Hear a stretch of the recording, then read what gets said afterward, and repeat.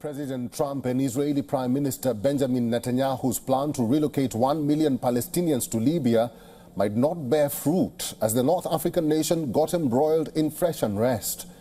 Hundreds of Libyan protesters called for the ouster of the internationally recognized Prime Minister Abdulhamid Dbeibah, and at least 3 ministers resigned in sympathy with the protesters.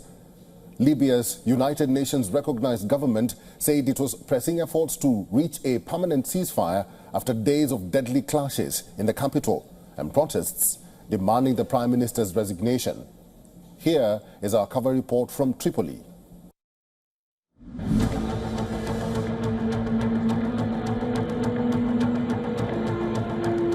Trouble started on this night. Then deadly clashes followed after powerful militia leader Abdelghani al-Kikli, also known as Ganiwa, was killed in an ambush at a military base. This was the aftermath of the overnight brawl. Charred vehicles and damaged buildings riddled with bullet holes in the Libyan capital Tripoli, following fresh gun battles between 2 powerful armed groups just a day after authorities declared the fighting over. Protests were to follow as a wave of violence in Tripoli in the past week that led to the deaths of at least 8 civilians.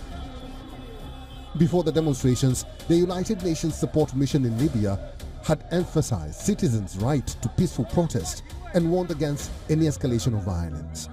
Clashes leaving 1 security officer dead. Ministers resigned in solidarity as unrest deepened over Libya's stalled political process. Hundreds of Libyan protesters called for the ouster of the internationally recognized Prime Minister and his government.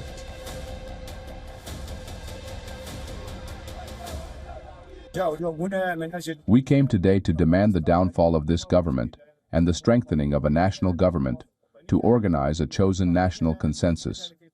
We also ask to consider the dissolution of armed units. Down with the government of collaborators, the government of normalization. With God's help, we will not leave the square and will continue the civil disobedience until Dbeibah falls. At least 3 ministers resigned in sympathy with the protesters who want Prime Minister Abdulhamid Dbeibah to quit.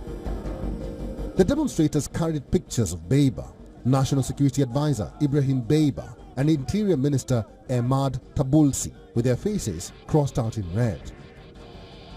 State oil firm NOC said in a statement that its operations at oil facilities are proceeding as normal, with oil and gas exports operating regularly.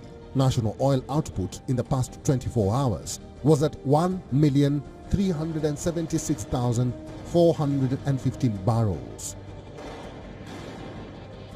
Dbeibah, who leads the divided country's government of national unity, came to power through a United Nations-backed process in 2021. Planned elections failed to proceed that year because of disagreements among rival factions, and he has remained in power. Calls for Dbeibah to resign increased after 2 rival armed groups clashed in the capital this week in the heaviest fighting in years. 8 civilians were killed. Violence flared after the Prime Minister ordered the armed groups to be dismantled. Demonstrators have accused Dbeibah of failing to restore stability and of being complicit in the growing power of armed groups.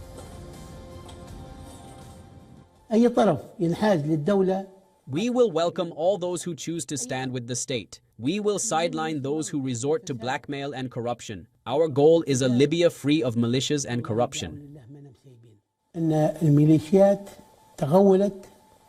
Militias had grown excessively to the point of controlling the entire political, financial, economic, and even social landscape.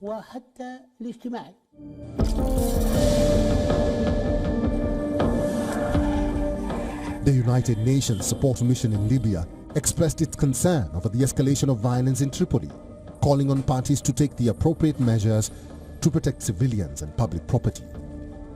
Libya has had little stability since a 2011 NATO-backed uprising ousted longtime autocrat Muammar Gaddafi. The country split in 2014 between rival eastern and western factions.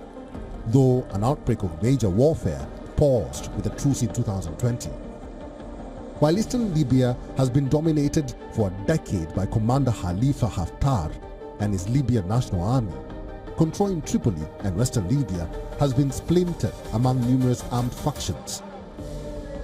The main oil facilities in the major energy exporter are located in southern and eastern Libya, far from fighting in Tripoli. Engineers at several oil fields and export terminals say output remained unaffected by the clashes. Africa Bureau, WION, World is One. For all the latest news, download the WION app and subscribe to our YouTube channel.